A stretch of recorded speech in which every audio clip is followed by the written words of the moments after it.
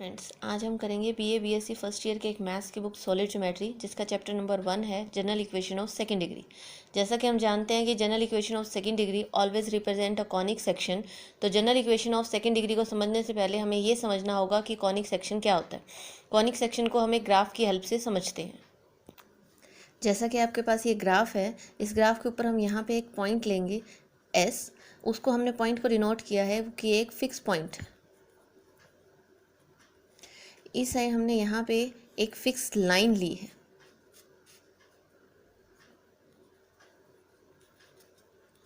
उसको हमने डिनोट किया है एम से। यहाँ हमने इसी एरिया के अंदर एक मूविंग पॉइंट लिया है डिनोट बाय पी। ये मूविंग पॉइंट आप इस एरिया में कहीं भी ले सकते हैं। अब हम इसको ज्वाइन करेंगे लाइंस को।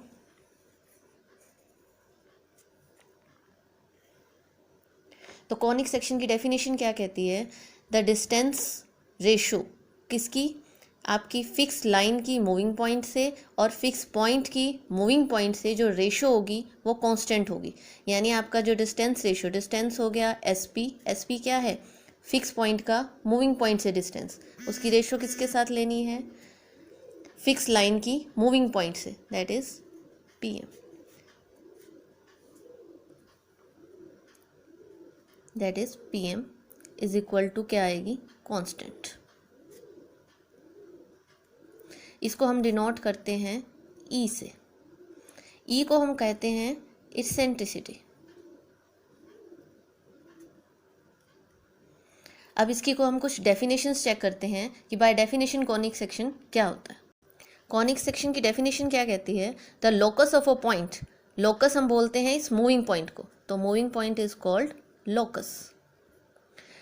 विच मूव्स इन अ प्लेन, कि वो इस प्लेन के अंदर कहीं भी मूव करे, such that it's distance from fix point, कि उसका डिस्टेंस फिक्स पॉइंट से is in a constant ratio two the distance from the fix state line, कि उसका डिस्टेंस कहाँ से? फिक्स स्टेट लाइन से वो क्या आएगा? कांस्टेंट आएगा। उसको हम क्या कहते हैं? कॉनिक सेक्शन या कॉनिक। अब वही कि आपके पास locus of a point, locus हम बोलते हैं मूविंग पॉइंट को, कि मूविंग पॉइंट का फिक्स पॉइंट से डिस्टेंस और मूविंग पॉइंट का फिक्स लाइन से डिस्टेंस की जो रेशो होगी वो कांस्टेंट होगी, और उसको हम क्या बोलते हैं? Conic section. उसके बाद है कि हम फिक्स पॉइंट को क्या बोलते हैं? फोकस। जो फिक्स स्टेट लाइन है उसको हम बोलते हैं डायरेक्ट्रिक्स, और कांस्टेंट रेशो को हम बोलते हैं इसेंट्रिसिटी, जिसको हमने डिनोट किया था ई से। अब आपके पास एक straight line passing through the focus, कि आपके पास एक स्टेट लाइन है ये एक्स एक्स डैश, जो फोकस से पास हो रही है और किसके? And perpendicular to the directrix. और डायरेक्ट्रिक्स के क्या है? ये परपेंडिकुलर है। इस एक्सिस को हम क्या बोलते हैं? इसको, ये है एक्सिस ऑफ कॉनिक सेक्शन। ये कॉनिक सेक्शन की एक्सिस। फिर हमारे पास आता है कि अगर फोकस डायरेक्ट्रिक्स के ऊपर लाई नहीं करा, जैसे ये आपके पास पता है आपको कि एक फिक्स पॉइंट है, इसको हम क्या बोलते हैं? फोकस, और ये है आपकी फिक्स लाइन, इसको हम बोलते हैं डायरेक्ट्रिक्स। कि अगर आपका फिक्स पॉइंट डायरेक्ट्रिक्स के ऊपर नहीं है तो हमारी जो कांस्टेंट रेशो है उसके हमारे पास 3 केसेस बनते हैं, कि आपकी वो ई की जो कांस्टेंट रेशो की वैल्यू है वो लेस देन 1 आएगी, या इक्वल टू 1 आएगी, या वो ग्रेटर देन 1 आएगी। लेस देन 1 आती है, जैसे इसमें साउंड आ रही है लेस, तो आप इसमें याद रख सकते हैं कि इसको हम बोलते हैं कि आपके पास जो कॉनिक सेक्शन होगा वो इलिप्स होगा। अगर इक्वल टू 1 आ रही है that is parabola, greater than 1 आ रही है दैट इज़ हाइपरबोला। उसके बाद हम देखते हैं general equation of second degree क्या होती है। General equation of second degree है ax² plus 2hxy plus by² plus 2gx plus 2fy plus c equal to 0। ये हमें रिमेंबर रखनी है, कि हमें याद रखना है, कि हमें इसको भूलना नहीं है, कि कई जगह हमें इसको कंपेयर करने के लिए यूज़ करेंगे। उसके बाद आता है सेंटर ऑफ कॉनिक सेक्शन, कि कॉनिक सेक्शन के सेंटर की डेफिनेशन क्या होती है? कि सेंटर वो पॉइंट होता है जो बाइसेक्ट करता है every code of the conic passing through the it, कि जब वो पॉइंट विच बाइसेक्ट जो कॉनिक के हर एक कोड को पास कर रहा है तो उसको हम बोलते हैं centre. To find the equation of conic when centre is at origin, तो हम उसको सोल्व करेंगे कि इक्वेशन ऑफ कॉनिक क्या आएगी जब सेंटर ओरिजन है। तो उसके लिए आपके पास एक एक्सप्रेशन है कि लेट द, हमने इक्वेशन ऑफ कॉनिक ली, इक्वेशन नंबर उसको 1 नाम दिया। अगर सेंटर कॉनिक के ओरिजिन पे है तो हमने कोई 2 पॉइंट कोरस्पॉन्ड कर लिए कि लेट हमने मान लिया कि x1 y1 है उस कॉनिक के ऊपर और उसी के साथ एक और पॉइंट एग्जिस्ट कर रहा है उसका नेगेटिव यानी -x1 और y1 -y1। अगर ये कॉनिक के ऊपर हैं तो उसको सेटिस्फाई करेंगे, तो पहले x1 y1 इसको सेटिस्फाई कर रहा है तो x और y की जगह हमने x1 y1 रख दिया, इक्वेशन नंबर 2। फिर हमने -x1 -y1 रखा तो यहाँ इक्वेशन नंबर 3, दोनों को सब्ट्रैक्ट किया तो हमारे पास एक कंडीशन मिल गई, gx1 plus fy1 equal to 0।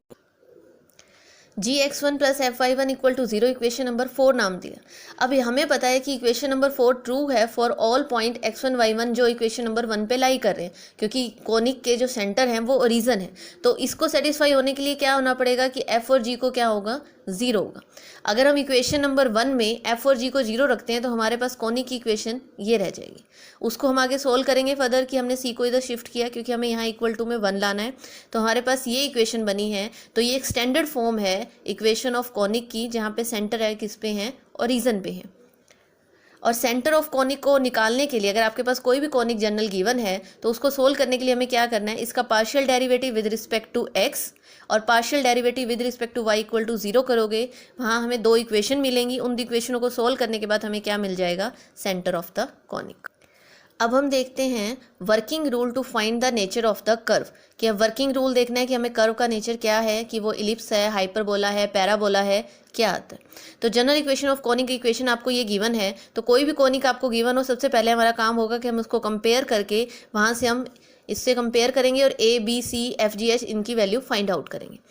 Then हम फाइंड आउट करेंगे डेल की वैल्यू आगे जो डिसाइड करेगी उससे आगे हमें पता चलेगा कि क्या आता है। डेल को आप डिटरमिनेंट की फॉर्म में याद रख सकते हो कि आपने यहाँ कर लिया कि डायगोनल्स पे एंट्रीज हैं a b c, फिर हम यहाँ से स्टार्ट करें तो f g h। अगर आप डिटरमिनेंट फॉर्म में इजीली याद रख सकते हो तो डिटरमिनेंट फॉर्म में, अदरवाइज आप इसको डिटरमिनेंट को सोल्व करोगे तो हमारे पास ये चीज़ आती है ABC plus 2FGH minus AF square minus BG square minus CH square. अब डेल की वैल्यू है, अब डेल की वैल्यू के 2 केस अराइज होंगे कि या तो डेल की वैल्यू 0 आएगी या डेल की वैल्यू नॉट इक्वल टू 0 आएगी। अगर डेल की वैल्यू 0 आती है तो हमारे पास यहाँ 3 केस अराइज होंगे, और अगर नॉट इक्वल टू 0 आ रही है तो हमारे पास 3 केस अराइज होंगे। तो पहले हम वो 3 केस डिस्कस करते हैं डेल इज इक्वल टू 0 वाले। दैट इज अगर डेल इक्वल टू 0 है और उसके साथ हम चेक करेंगे H square minus A B equal to 0। अगर H square minus A B 0 आता है दैट मीन्स वो पेयर ऑफ पैरेलल लाइन्स है, और अगर H square minus A B की वैल्यू नॉट इक्वल टू 0 आती है दैट मीन्स वो पेयर ऑफ इंटरसेक्टिंग लाइन्स है। और अगर इनके अलावा एक पॉइंट और हमें मिल जाता है कि a प्लस बी भी 0 आ रहा है तो हम उस केस में कहेंगे कि वो पेयर ऑफ परपेंडिकुलर लाइन्स है। तो हमें यहाँ से ये चीज़ क्लियर हो गई कि अगर डेल की वैल्यू 0 आती है तो दैट मीन्स वो लाइन्स को डिनोट कर रहा है, चाहे वो पैरेलल लाइन्स हो, इंटरसेक्टिंग लाइन हो, परपेंडिकुलर लाइन्स हो, यानी जब डेल की वैल्यू 0 आएगी तो वो लाइन्स को रिप्रेजेंट करेंगे। फिर आता है कि del equal not equal to 0, तो हम 3 केस अराइज हुए। हमने चेक किया H square minus A B less than 0, H square minus A B equal to 0 या H square minus A B greater than 0। अगर H square minus A B की value less than 0 आती है, less sound आ रहा है again, तो हम कहेंगे कि वो इलिप्स है। और अगर इक्वल टू 0 आ रही है पैराबोला, ग्रेटर देन 0 आ रही है तो हाइपरबोला। अब हाइपरबोला के केस में एक और केस राइज होता है कि अगर वो हाइपरबोला भी है और आपके पास a प्लस बी का सम 0 आ रहा है तो वो कौन सा हाइपरबोला बन जाता है, रेक्टेंगुलर हाइपरबोला बन जाता है। यानी हमें यहाँ से ये क्लियर हो गया है कि अगर डेल की वैल्यू 0 आती है तो वो लाइंस को रिप्रेजेंट करेंगी, और डेल की वैल्यू नॉट इक्वल टू 0 आती है तो वो कॉनिक को रिप्रेजेंट करेंगी। नेक्स्ट हम करेंगे to find the asymptotes of conic, कि कॉनिक के एजम्पटोर्स निकालने। अब उससे पहले हमें ये पता होना चाहिए कि एजम्पटोर्स क्या होते हैं, तो उसके लिए हम आपको उसकी डेफिनेशन समझाते हैं। An asymptote is a line that a curve approaches at its heads towards infinity, कि एजम्पटोट क्या है, वो लाइन होती है जो कर्व को अप्रोच करती है इन्फिनिटी तक। मान लो आपके पास ये कर्व था, ये आपके पास एजम्पटोट है जो उसको इन्फिनिटी तक अप्रोच करेगा, दैट इज कॉल्ड एजम्पटोट। अब इसी तरह हम करेंगे कि हमें कॉनिक सेक्शन के एजम्पटोट्स कैसे फाइंड आउट करने हैं, उसके लिए हम एक एक्सप्रेशन करेंगे। लेट हमने सबसे पहले क्या लिया, कॉनिक की इक्वेशन ली, ax square plus 2hxy by square plus 2gx plus 2fy plus c equal to 0, equation number 1। Since हमें पता है कि जो इक्वेशन ऑफ एसिम्प्टोट होती है वो डिफ़र करती है किसी भी कॉनिक की इक्वेशन से एक कांस्टेंट के जरिए, यानी equation of asymptote differ from the equation of conic by a constant. तो आपके पास इक्वेशन ऑफ एसिम्प्टोट को क्या लिख सकते हैं हम कि आपके पास ये तो हो गई कॉनिक की इक्वेशन, डिफर किससे कर रही है, एक कांस्टेंट से, उसका नाम हमने रखा है लैम्डा इक्वल टू यहाँ 0, तो इक्वेशन नंबर 2 नाम दे दी।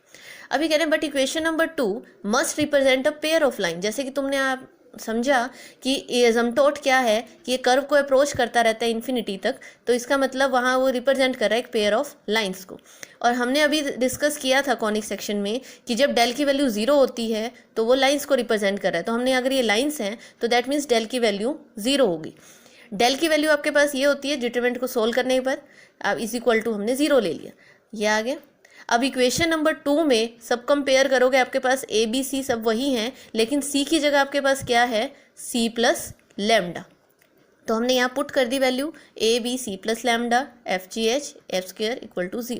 इसको सिंप्लीफाई किया, ये इतनी डेल की वैल्यू बन गई, यहाँ से lambda A B minus H square, जैसा कि del plus lambda A B minus H square equal to 0। यहाँ से माइनस कॉमन ले लिया, lambda A square equal to 0, इसको इधर शिफ्ट कर दिया। यहाँ से हमने किसकी वैल्यू फाइंड आउट कर ली, लैम्डा की। इक्वेशन ऑफ एसिम्प्टोट जब हमने ली थी उसके अंदर सिर्फ एक लैम्डा ही था कांस्टेंट, जो हमारे लिए अननोन था, तो उसकी वैल्यू हमने पुट कर दी। तो इक्वेशन ऑफ एसिम्प्टोट क्या आ गई, A x square plus 2hxy plus B y square plus 2gx plus 2fy plus C plus ये लैम्डा की वैल्यू डेल डिवाइड में H square minus A B equal to 0। Thank you.